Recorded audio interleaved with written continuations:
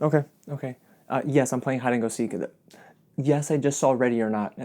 No, they don't have crossbows. 1 Mississippi. Alright, gotta shake it off. I don't care about the counting. 3 Mississippi. Oh man, I wish we were playing Marco Polo right now. What's going on, guys? James here from Reflect the Screen, and I just got out of Ready or Not, the latest horror film to round out the summer, and it features a game that I thought I knew. Nope, it's hide and seek is not how I remember it.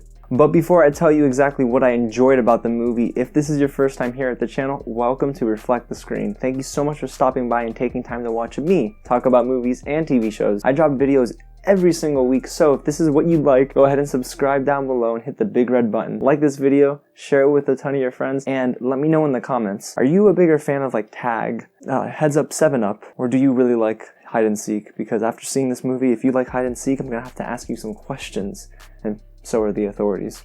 Alright, so let's waste no more time and hop right into Ready or Not. Now our story begins with Alex and Grace. They just got married, the newlyweds are ready to start a new life together. But because of Ladoma's family tradition, they must play in a childhood game. I don't know if they're all childhood games, but the boxes looked creepy, so I'm gonna say it's young adult. There's a creepy round table meeting where they all must decide what game they're gonna play, and the bride makes that decision. I believe it is a little random. She drew the one card that would result in the most violent game the Ladoma's family has to play, hide and seek. The family has to find the bride, who's given a head start to go and find their hiding place. But the thing is, the objective is to kill the bride, which makes Alex and Grace have to fight for their lives. So what I liked about Ready or Not is that I didn't hate Ready or Not. This film is not awful. And what helps make it so enjoyable is Samara Weaving as Grace.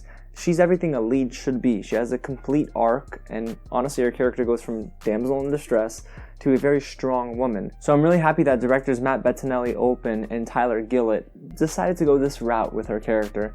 It's not just she's dumb all the time and she happens to fall into luck. She makes her own way. Now as for the rest of the cast, I want to say there are only 2 supporting characters that really stood out for me. Henry Czerny as the father, Tony Ladomas, and Adam Brody, who plays one of the sons named Daniel, well, they lead the pack for that supporting cast. Henry Czerny is incredibly awesome in this film. He's so funny, and he has a lot of emotion. Daniel is very grounded and has probably the most depth outside of Samara Weaving's character. Now, I absolutely love that the movie got silly with it, too. It's not just a very serious film. It's supposed to be campy in some moments, and I really enjoyed the excessive amounts of gore and the crazy kills, because that's what this movie's all about. It's what I expected, and it's what I got. Now as for the storyline, I want to say that it's not very complex, and that's actually a good thing. There are some unconventional turns that the plot takes, so I love that it wasn't very generic. Now technically speaking, the costume design, the on-set location, and even a lot of the cinematography, it worked for me. I also love that the gore looked very real.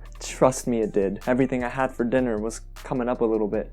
And the Whole Foods tasted good going down, but coming up it was a little... Now, like I said, there's not a lot to hate about the movie, but there are a couple things that I really didn't like about Ready or Not. Actor Mark O'Brien, he unfortunately gets the short end of the stick. At first, I thought he was going to be this knight in shining armor type, and he ended up being a little bit different. I do like how his character ended up growing towards the end of the film, but unfortunately a lot of the dialogue, that didn't work for me. And that goes to my second point, which is, I don't care that much about the backstory for the Ladomas family. There's a moment with Alex and his mother and they're talking back and forth. It was all very wooden. Boy, it was like stiff dialogue and I didn't care at all for the emotion. So overall, Ready or Not is not a terrible film. And honestly, I enjoyed most of what I saw on screen. I genuinely think that there's nothing else you could have done differently with a movie like this. The Radio Silence duo did just fine. The thing is though, for a film that is so hack and slash, there's a ceiling. It reached the ceiling, I want to say, and it didn't really do anything great,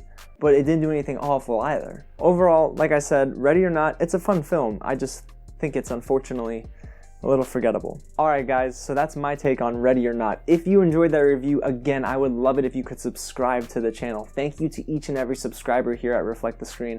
I'm so thankful for everything that you've done, all the support, all the comments, and all the likes. So don't be afraid, share this with your friends, and let me know in the comments below what you think of the movie when you see it. Alright guys, again, thank you so much for watching, and I'll catch you at the next screen.